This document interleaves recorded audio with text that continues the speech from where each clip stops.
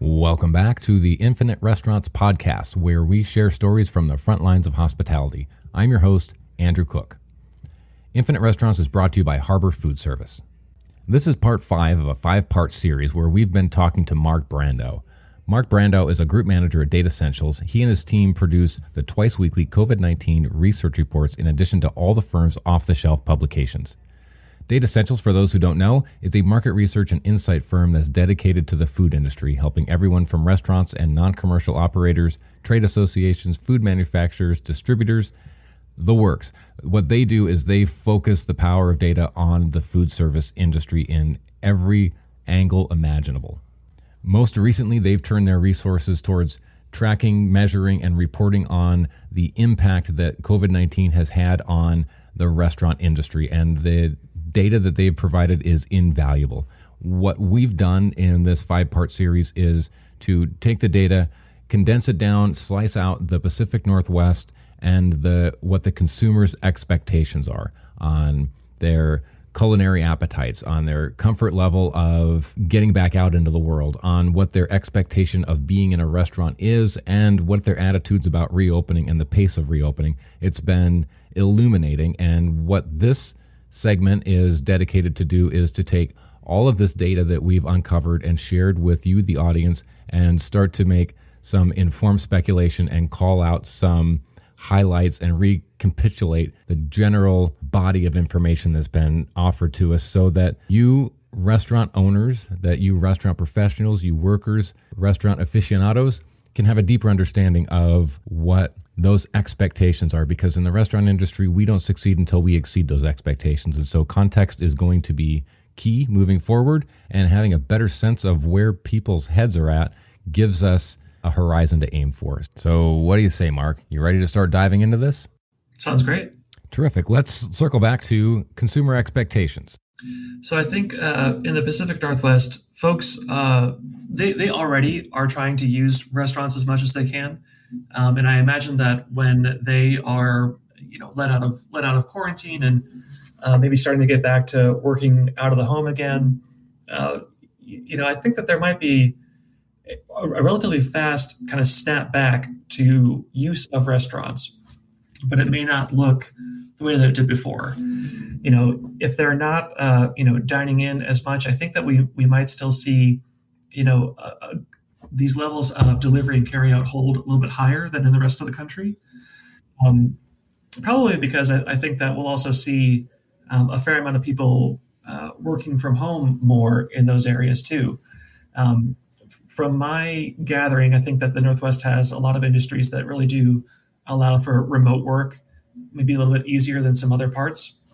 And so if the kind of next normal, new normal now, but next normal after that holds where there's a greater percentage of folks that are doing remote work, and then using restaurants in the way that they have been during lockdown, during the pandemic, where maybe they are going to shift some of their usage more toward delivery and carry out, then longer term, there might be, a shift in Washington and Oregon for that. When folks want to get back to dining in, I think it's going to happen slowly. It'll be maybe a little bit slow to ramp up. And so the trick there is going to be, it's always going to be a challenge how you staff and market your restaurant for that. It's really hard to, stay open and make the money that you need with reduced capacity when you're built for, twice as many covers as you can do. Yeah, I tend to agree with you on that, Mark, because just because dining rooms can open at whatever capacity doesn't mean that you're even going to be able to fill them. Now, location to location and demographic to demographic is going to be an ultimate determination. But while our population here in the Pacific Northwest is skewing towards having trust in restaurants that's greater than the national average, the general distrust of each other or crowds or the person next to you is on par with your level of caution is incredibly low. We're going to have to balance those two aspects out. But the good news is that a lot of us have become practiced in the art of offsite dining. Even those of us who have been sleeping and waiting for a reopening, we've been able to learn a lot from the work of others. All right, shifting into our second installment focused on consumer experience, we explored what consumers want outside of their homes, how the public is showing support for restaurants in a expansive way, especially in the Pacific Northwest. We talked about how our local consumers are more excited to reclaim a restaurant experience than to reconnect. So those tactile, those flavors, sights, sounds, smells are important to them, and they want to seize that as part of their path towards normality, but they don't want to share it with people. So join me, if you will, in a thought experiment. Imagine we have that person who is going into this public place and they really don't care. They're not concerned about the spread of COVID-19 at all, and perhaps they're even willfully against the abundance of caution around them. And this person gets a tickle in their throat and they're standing in the middle of a dining room and they start coughing like a germ sprinkler all over the place. Now, based on this data, based on just the general societal temperature check that we can spread out there, that's going to be a big deal. And when you start thinking about that and comparing it to a server or a bartender that has to cut off a loud drunk, they don't want to do that either. And so how are we going to navigate that dynamic? So picture this. We are a yes industry. We are always looking for the most positive spin to conflict that we can get. And some of this is based on the decades-old concept of one bad experience radiates out to 10 people, where a good experience radiates out to 2 or 3. And so our instinct as industry pros is going to be to try to mitigate this with as little conflict as possible, so that that one person who is the germ sprinkler doesn't go off and tell 10 people about his bad experience. But now let's start thinking about the 20 other people in the room that are watching this happen and seeing a staff do nothing about it. Now you have 20 people telling 10 people. So how are we going to navigate that? And there is no easy answer, but I think that the pathway forward is to start having these conversations with your staff and determining what you as a team, as a community, as a shared message, how you're going to react to that in the best way possible. What that looks like, I can't wait to see. Mark, you're the guest. What do you think? Share your thoughts on this topic. I think that's absolutely right. And so it'll be an expectation that a manager or a server can step in and ask that person to leave. I think you'll need to see a lot more signage that kind of lays out clear rules of the road in the dining room. I think that a big part of overt sanitation and the theater of reassurance that you're talking about here is how you take care of your own staff. I think reflects how you're going to take care of your guests, and that's pretty top of mind right now. So, the way that you take care of your people in terms of making sure that they have all they need in terms of PPE. So, gloves and masks, if that's what it takes. Maybe even more than that, like hairnets for the kitchen staff. Managers will need to be, doing their table touches like always, but, they'll have to also be, appearing safe. So probably masked up as well.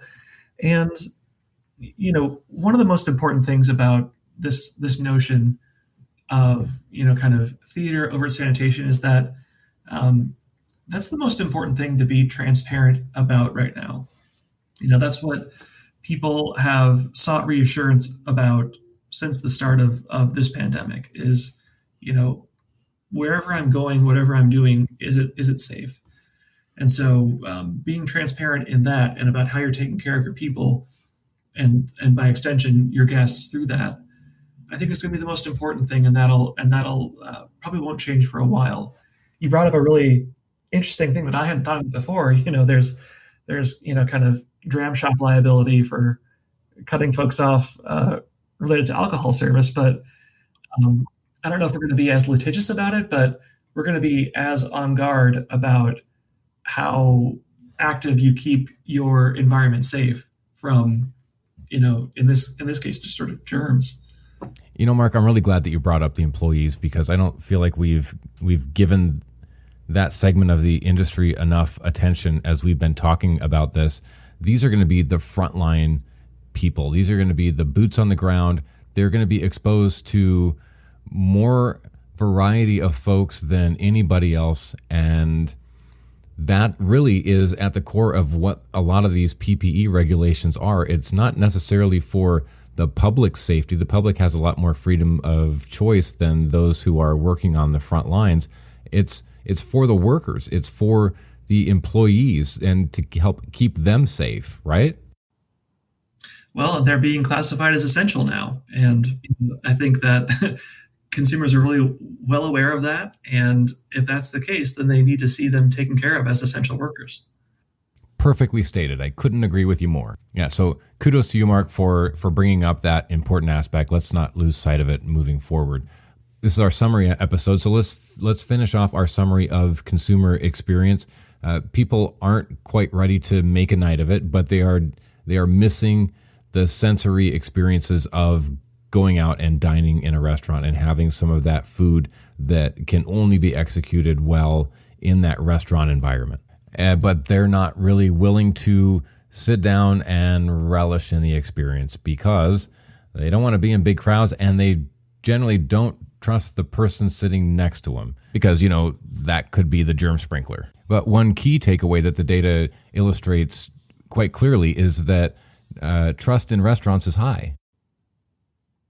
Yeah, it's not the fault of the restaurant, that's for sure. They tend to give you a lot of leeway, and they trust you a lot more than just the guy in the booth next to them. And the last point in the consumer experience portion is when they do go out, Pacific Northwest guests are going to know what they want. And so there's an aspect of innovation there, and we're going to get to that in culinary appetites next, but people want to return to those familiar flavors. They know what they want, but they're going to want it fast. And so whatever your execution strategy is going to be, whatever your sanitation protocol is going to be, balancing those two things out in a manner that is going to give them those flavors that they're after in the fast as a method as possible is not only going to potentially increase your turns in an evening to offset your, say, 40% seating capacity, but you're going to be also exceeding those expectations. Now, that's not to say that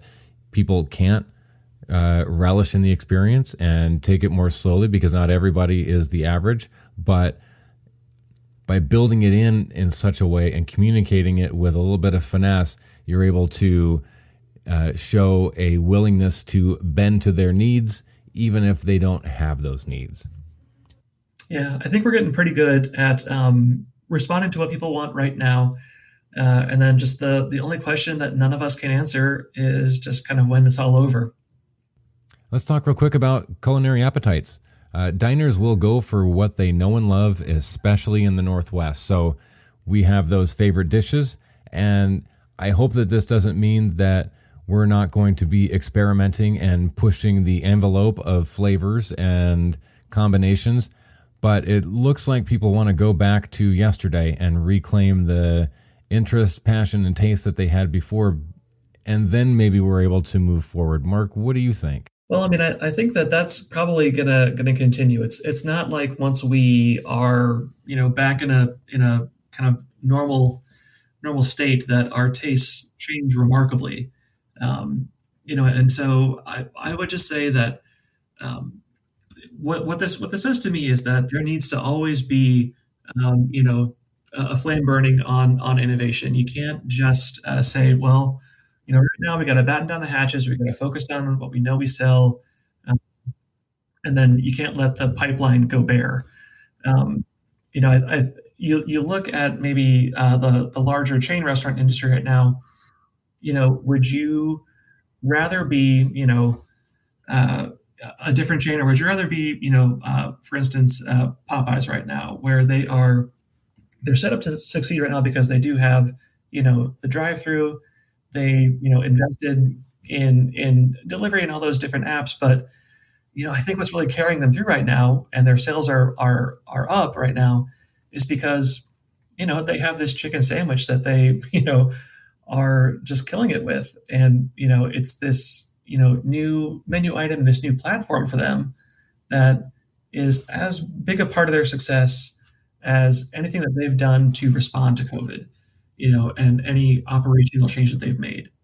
Um, I still think that you want to be coming out of this not only with the muscles to adjust operationally, but you want your culinary innovation to be as robust as it's ever been. Keep the flame burning on innovation. I like that quote, and I think it speaks to the resiliency of the industry and our ability for many of us that have been surfing this wave to adapt and pivot in important ways. I feel that the industry has been a bit overdue for some big shifts, and this is an opportunity to start to instigate some of those shifts. I encountered a quote recently that I like a lot. If change is the only constant, we should be getting better at it. I have a little tag in one of the logo versions for Infinite Restaurant, faux, bow, and op. So front of house, back of house operations. And what we've been talking about is keeping those culinary innovations alive. But I think that it's important for us to be looking at new ways to organize our service and the execution of service and product, and how we are looking at the way that we organize operationally. Are we looking at improving our digital storefront, the website, social media, how we present online? Are we looking at bringing in technologies or systems that are integrated and are taking a lot of the hassle work out of running a hospitality business? Now, before we shift into a summary of reopening, I just want to draw attention to anyone who may have missed this part of part 3, where it is near the end, where we talk about culinary craving. There's a really interesting graph about what cuisine types people are craving the most. And the theme that we discovered in a pretty quick analysis was that these are dishes that are harder to execute at home, but are perfectly executed in a restaurant. So when you are looking at your menu for cuisine innovations or offerings, know that there's a craving for food that is best when executed on site and not optimized for delivery or takeout or reheating or family meals or yada, yada, yada. Mark, let's jump over into our final topic of reopening. The Pacific Northwest is more split on the question of reopening, 50-50, compared with 62% of Americans who think we should take more time. Then we can hold that up with the next data set in that study that showed that people in the Pacific Northwest are slightly more comfortable with dining rooms. What conclusions do you draw from these pieces of data? Yeah, I mean, I think that just the sample of folks that we talk to in the Northwest feel more ready than the rest of the country might. There's so much work that had to be done that, by and large, looks like it has been done in the Northwest to start thinking about what comes next after kind of the crisis response. I think that early on, you guys had to deal with it a lot sooner than the rest of the country did. There are probably some lagging areas right now in the country that are still, for the most part, in crisis mode or in reactive mode. And perhaps the Northwest is just one of those regions that's a little bit more ready to be proactive about what the next stage looks like in a way that keeps everybody safe. And I think that the reason why I think that is because there is so much apparent pent-up demand for what restaurants can offer, but there's less so pent-up demand, it seems, for what it means to be there and be among other people there. So I think that that's all kept in tension, but I think that at least the small sample of folks in Washington, Oregon that we talked to, they seem to have that balance right, it would appear. So, Mark, as we start to wrap up on this conversation, I feel more optimistic in that we're not stuck as an industry with a very narrow lane with only a few options. That I think that we are an industry of instinct and artistry, and we can find creative solutions based on perhaps more limited options. But we also have resources like what you provide in getting us a set of measured insights that we can count on and use as context points.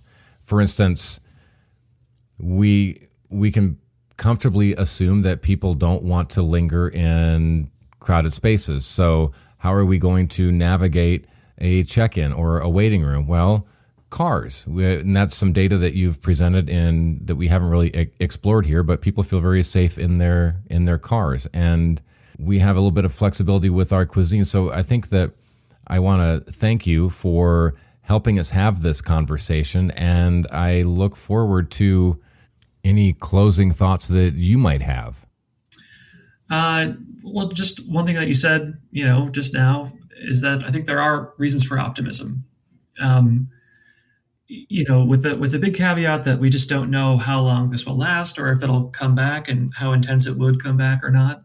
I think that the industry, one, responded very seriously to this crisis, took it seriously from the beginning. In the case of the Northwest, so did the citizens, by and large. And, I think that it's been tough for all of us, right? We've all had to adjust to a lot. A lot of folks that we know, have lost jobs or been furloughed, and 100,000 people, have lost their lives to COVID. So we've dealt with quite a bit of disruption. It hasn't been easy at all. But we still see levels of demand for the experience once we're allowed to experience it again. And I think that we have figured out lots of different tactics to adjust operationally. Yeah, adjust. For a lot of us, it feels like we have been building this car as we drive it, and we don't necessarily know where we're going, and we certainly don't know what the car is going to look like when we get there. But I think that's why conversations like these are so important, and services like what you provide can be so enriching in building that context so that we can make better choices. So first off, Mark Brandau, thank you so much for being on this program. Mark Brandau is from Datassentials. Datassentials makes the food industry smarter. It provides trend software, predictive analytics, and consumer insights that help manufacturers, distributors, retailers, and restaurants innovate and operate more intelligently. And thank you, listeners, for tuning in to Infinite Restaurants. Infinite Restaurants aims to bring you stories from the front lines of hospitality and is brought to you by Harbor Food Service. And don't forget, we want to hear from you. So track us down at infiniterestaurants.com. Give us your thoughts, give us your ideas, and we will respond. This is Andy Cook, your host, and we will see you next time.